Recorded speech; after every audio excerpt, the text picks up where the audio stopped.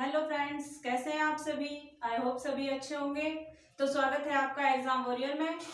और आज हम इस क्लास में रीजनिंग पढ़ेंगे।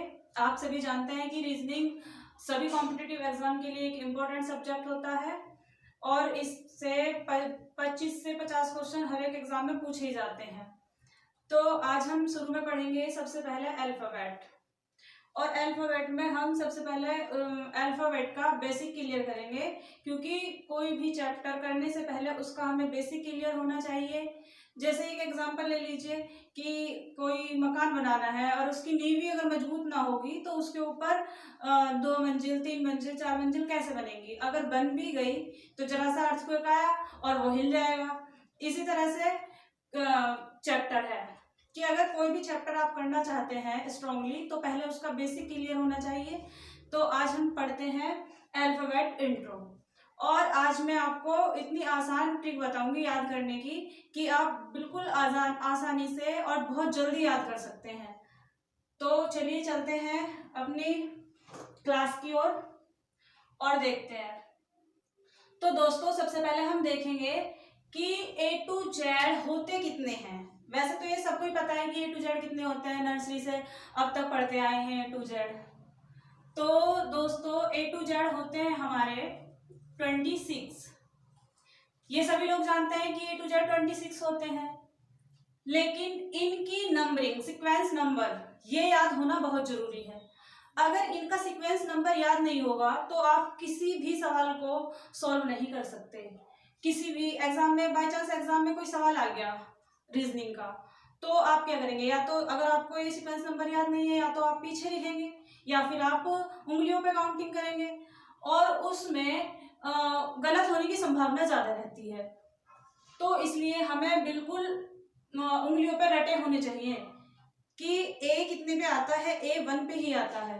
तो इसलिए सबसे पहले देखते हैं हम, एक ट्रिक है हमारी इजोटी। इजोटी में 5-5 नंबर का डिफरेंस होता है। तो आप याद रख सकते हैं इसको आसानी से 5, 10, 15, 20, 25। तो इसको आप आसानी से याद रख सकते हैं इजोटी, यानी कि 5 का टेबल पढ़ लो। 5 में 5 दूनी 10, 5 तिया 15, 5 चौ 20, 5 पंजे 25। तो ये 5 वर्ड आपके आसानी से याद हो गए। अगर ये 5 वर्ड आपके आसानी से याद हो गए तो बाकी भी आसानी से याद हो जाएंगे। अब देखिए सबसे पहले आते हैं हम ए पर। ए को देखिए, ए को याद करने का सबसे आसान तरीका है ABCD। ये शुरू के 4 वर्ड है और शुरू के 4 वर्ड तो सबको आसानी से याद ही सकते हैं।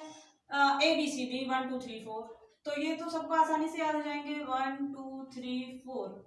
ई हम पहले ही याद कर चुके हैं। ई हमारा कितने पे आएगा, 5 पे।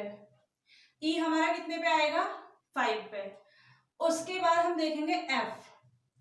एफ का अगर हम एफ को देखेंगे तो एफ से बनता है हमारा FIX, फिक्स। और फिक्स से ही मिलता जुलता क्या बनेगा, 6, फिक्स 6। तो एफ को बहुत आसानी से याद कर सकते हैं, फिक्स 6। उसके बाद देखिए, उसके बाद आता है आपका जी। उसके बाद आता है आपका जी। और जी को हम कैसे याद करेंगे, आप अगर ध्यान से देखेंगे तो इस जी के अंदर ही 7 छिपा हुआ है। इस जी के अंदर ही 7 छिपा हुआ है। तो जी बराबर कितना हो जाएगा, 7।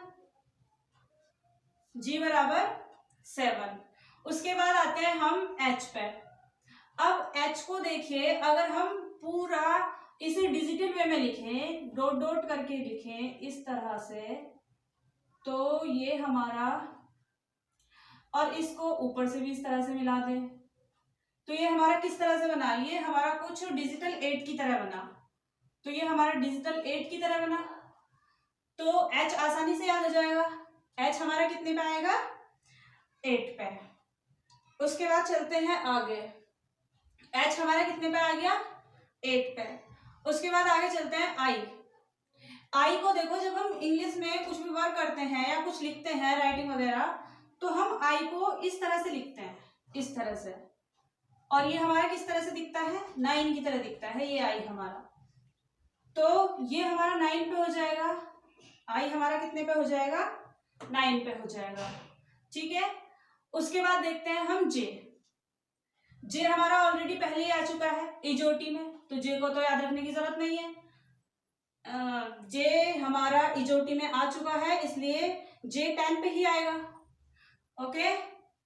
उसके बाद आता है हमारा के। अब देखिए के को आप याद रख सकते हैं किंग्स 11। के को आप याद रख सकते हैं किंग्स 11। और किंग्स 11 आईपीएल में एक टीम होती है। किंग्स 11 आईपीएल में एक टीम होती है, तो ये आसानी से याद रह जाएगा। ठीक है, ठीक है दोस्तों। उसके बाद आता है हमारा एल। अब देखिए एल से बनेगा हमारा एल फॉर लंच। और लंच कितने बजे होता है? 12 बजे।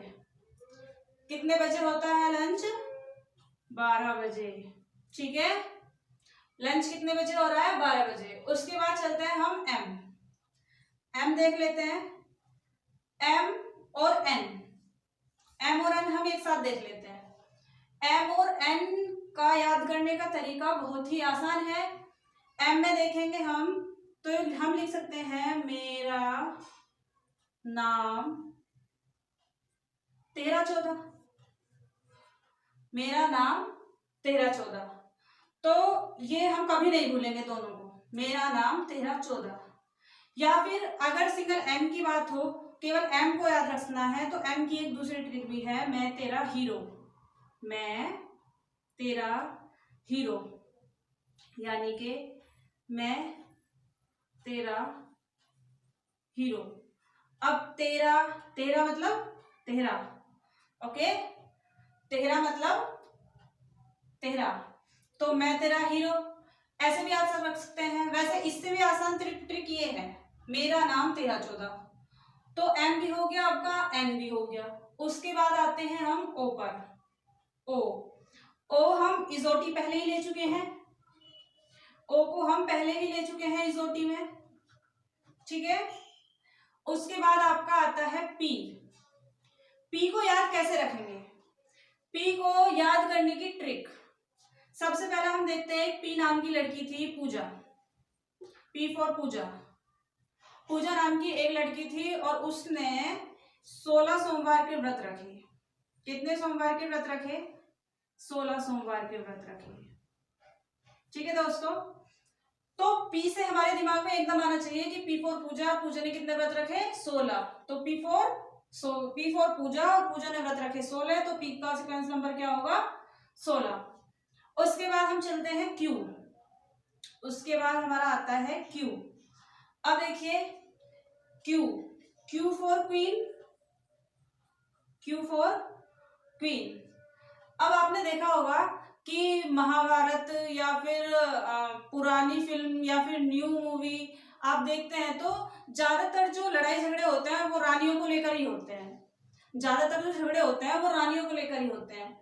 इसलिए रानियों से क्या होता है? खतरा। क्या होता है? खतरा। और खतरा को हमें क्या करना है?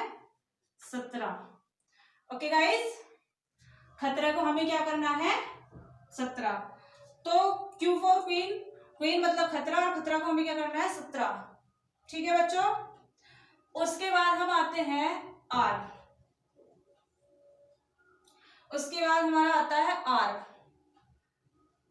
आर को हम देखेंगे तो आर फॉर मतलब, अब देखिए इसकी सबसे आसान ट्रिक है, राइट एज फॉर वोट। यानी कि R for right as for vote, यानी कि वोट डालने की जो सही उम्र है वो कितनी होती है? 18। जब आप 18 ईयर्स के हो जाओगे, 18 ईयर्स के होंगे, तभी आप वोट डालोगे। उससे पहले आप वोट नहीं डाल सकते। तो राइट एज फॉर वोट आराम से याद रह जाएगा, ये आसानी से याद रह सकता है ये। ओके। उसके बाद आता है हमारा एस। अब हम एस को देखेंगे। एस में हमारा, अगर हम ध्यान से देखें और इसको इस तरह से मिला दें, ठीक है दोस्तों, इसको इस तरह से मिला दें और यहाँ पे हम 1 लगा दें, तो साफ साफ देख लो ये 19 दिख रहा है और बहुत अच्छे से 19 बन रहा है। ठीक है, तो ये हमारा एस कितने पे हो जाएगा, 19 पे। उसके बाद आता है T20, हम पहले ही पढ़ चुके हैं। T20 जोटी में भी आ रहा है और T20 मैच भी होता है। ठीक है, तो इसलिए T20 तो कभी भूल ही नहीं पाओगे आप, तो T20 तो रटा हुआ होगा सबके। ठीक है, उसके बाद अब आता है हमारा U, उसके बाद आता है हमारा U, और U से क्या बनेगा दोस्तों, U से बनेगा युवा, युवा, U से बनेगा युवा। अब लड़के युवा कब होते हैं, मोस्टली लड़कों की शादी कब होती है, मतलब मोस्टली लड़कों की शादी होती है 21 ईयर्स के बाद। ज्यादातर लड़कियों की तो हो जाती है 18 ईयर्स के बाद, बहुत लोग कर देते हैं, लेकिन लड़कों की जो होती है वो 21 ईयर्स के बाद होती है। तो युवा आप कब बनोगे, 21 ईयर्स के बाद, तो ये आपको अच्छे से याद हो जाएगा, युवा 21 ईयर्स। ठीक है, ठीक है दोस्तों। उसके बाद अब आता है हमारा V, उसके बाद आता है V। अब देखिए V मतलब, अब V से 22 लिख सकते हैं आप, 22 न लिख के 22 लिखिए, V से 22, और 22 कैसे लिखा जाता है, ऐसे, V से 22, 22 एक जैसा है, इसलिए V आराम से याद हो जाएगा, V 22 यानी कि 22। ओके, उसके बाद आता है हमारा V हो गया, उसके बाद आता है W।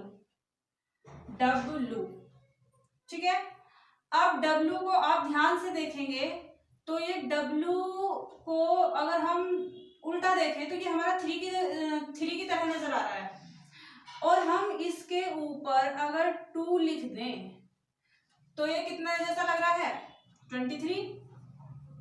कितने जैसा लग रहा है, 23। अब देखो ये 3 उल्टा 3 बन रहा है और इसके ऊपर हमने 2 लगा दिया तो 23 बन रहा है बिल्कुल साफ साफ। तो W कितने पे आ जाएगा, 23 पे। ओके, कितने पे आ जाएगा, 23 पे। उसके बाद हमारा आता है X, ठीक है, उसके बाद आता है Y, X Y Z ये लास्ट के हैं, Y आप पहले ही ले चुके हैं 25 पे। ओके फ्रेंड्स, Y आप पहले ही ले चुके हैं 25 पे, तो Z आसानी से याद हो जाएगा, Z तो Z 26। आ रही बात समझ में, Z मतलब 26। अब देखिए YZ 25 26, तो 24 भी आसानी से याद होना चाहिए। शुरू के 4 लास्ट के 3 आराम से याद हो सकते हैं। आई होप दोस्तों आपको समझ में आ रहा होगा और ट्रिक भी आसान लग रही होंगी। अगर आपको समझ में आ रहा है तो प्लीज हमारी वीडियो को लाइक करें, सब्सक्राइब करें, कमेंट करें। ठीक है, तो अब चलते हैं अपना आगे की तरफ। ओके,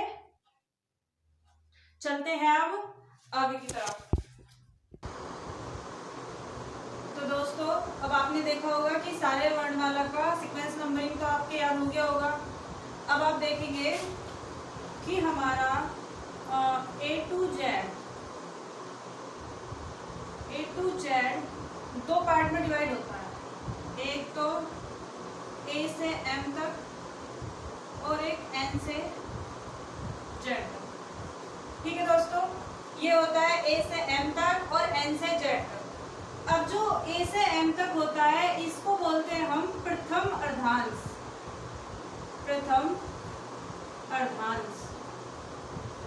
इसको बोलेंगे हम प्रथम अर्धांश। और हाँ, इसके बहुत से नाम हैं। प्रथम अर्धांश इंग्लिश में हो तो फर्स्ट हाफ, और पूर्वार्ध भी बोलते हैं इसको, पूर्वार्ध। ओके दोस्तों, अब देखेंगे N से Z तक। N से Z तक होता है हमारा द्वितीय अर्धांश। क्या होता है दोस्तों, द्वितीय अर्धांश। द्वितीय अर्धांश ये होता है हमारा द्वितीय अर्धांश, और या फिर सेकंड हाफ, या फिर सेकंड हाफ, और इसको बोलते हैं हम उत्तरार्ध भी बोलते हैं इसको, उत्तरार्ध। ठीक है दोस्तों। उसके बाद ए से एम तक हमारा याद हो गया, ए से जेड तक हमारा याद हो गया। उसके बाद देखेंगे कि हमारा अंग्रेजी वर्णमाला में दायां और बायां किधर से काउंट होता है, दायां और बायां किधर से काउंट होता है। अब देखिए दायां हम इधर से देखते हैं, दायां तो इधर से। अब देखिए ये है हमारा दायां मतलब राइट, और ये होता है हमारा इधर से बायां मतलब लेफ्ट। आ रही है बात समझ में? अब इनके बेसिस पे कुछ छोटे छोटे क्वेश्चंस हैं जिसे हम सॉल्व करके देखते हैं। ठीक है दोस्तों।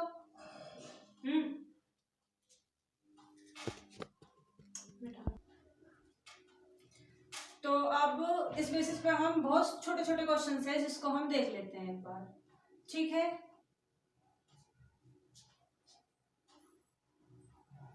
ठीक है। अब देखते हैं हम सारी सीक्वेंसिंग नंबर हमने आसानी से याद कर ली। उसके बाद दायां बायां देख लिया, प्रथम अर्धांश देख लिया, द्वितीय अर्धांश देख लिया। अब हम देखते हैं उसी के बेसिस पे कुछ छोटे छोटे क्वेश्चंस। ठीक है, अब सवाल में कहा है कि अंग्रेजी वर्णमाला के दाएं से सातवां अक्षर क्या होगा। अब हमने ए से जेड तक, दायां हमारा इधर से होता है, यानी कि इधर से बताना है कि सातवां अक्षर क्या होगा। तो हमने जब सीक्वेंसिंग नंबर याद करी थी तो उसमें हम एक चीज भूल गए। अब देखिए उसमें हम ये भूल गए कि अगर हमने सीधे सीधे सीक्वेंसिंग नंबर तो याद कर लिया कि सीधे सीधे सीक्वेंस नंबर क्या होगा, लेकिन दाएं से अगर पूछ रहा है तो उल्टा पूछ रहा है, उल्टा सीक्वेंस नंबर कैसे याद रखेंगे। तो हम क्या करेंगे कि ए से जेड तक कितने होते हैं हमारे 26, तो हम 26 में एक प्लस कर देंगे 27, और जितना पूछ रहा है वो। अब देखिए इस सवाल में सातवां अक्षर पूछ रहा है, तो 27 में से 7 घटा दीजिए, क्या बचेगा 20। तो लास्ट से जो सातवां अक्षर होगा वो हमारा 20 आएगा। ठीक है, तो ये छोटी सी ट्रिक है कि 26 में 1 जोड़ो 27, अगर उल्टा सीक्वेंस याद करना है और उसमें से जो नंबर पूछा है उसको घटा दीजिए, और घटाने के बाद जो बचेगा वही आपका आंसर होगा। 20 बचा, 20 पे क्या आता है टी, आपने ट्रिक से याद करा था T20 मैच भी होता है। ठीक है दोस्तों, तो ये आपको आसानी से याद हो जाएगा। उसके बाद चलते हैं हम क्वेश्चन नंबर 2 की तरफ। देखिए क्वेश्चन नंबर 2 में कहा है कि अंग्रेजी वर्णमाला के दाएं से 15वां अक्षर क्या होगा। दाएं से 15वां अक्षर मतलब उल्टे ही सीक्वेंस में पूछा है कि दाएं से 15वां अक्षर क्या होगा। अब दाएं से 15वां अक्षर क्या होगा, हमने कहा था 26 में 1 जोड़ना है यानी कि 27। 27 में से 15 घटा दीजिए, कितने बचे 27 में से अगर हम 15 घटाएंगे तो घटा लीजिए कितना बचा, 7 में से 5 गए 2, 2 में से 1 गया 1, 12 बचा। और 12 हम पहले याद कर चुके हैं, 12 बजे क्या होता है लंच, 12 बजे क्या होता है लंच, और लंच मतलब एल। तो ये हमारा आसानी से याद हो जाएगा कि 27 में से 15 गए 12 बचे, और 12 नंबर पे क्या आता है लंच, 12 बजे लंच होता है, तो हमारा एल आसानी से हो गया। उसके बाद देख लेते हैं थर्ड क्वेश्चन। थर्ड क्वेश्चन है आपका अंग्रेजी वर्णमाला के बाएं से 14वां अक्षर क्या होगा। अब देखिए ध्यान रखने वाली बात है, पहले हमने दाएं से किया था, दाएं से मीन्स उल्टा सीक्वेंस में किया था क्वेश्चन। अब ठीक है दोस्तों, आज की क्लास हम यहीं पर समाप्त करते हैं, बाकी नेक्स्ट वीडियो में पढ़ेंगे। ठीक है दोस्तों, अगर वीडियो पसंद आई हो तो लाइक करें, शेयर करें, सब्सक्राइब करें, और हाँ सब्सक्राइब के बराबर में बेल आइकन आता है उसको प्रेस करना तो बिल्कुल ना भूलें, क्योंकि हमारी जो नई वीडियो आएगी उसका नोटिफिकेशन आपको मिलता रहेगा। ठीक है दोस्तों, थैंक यू गाइज।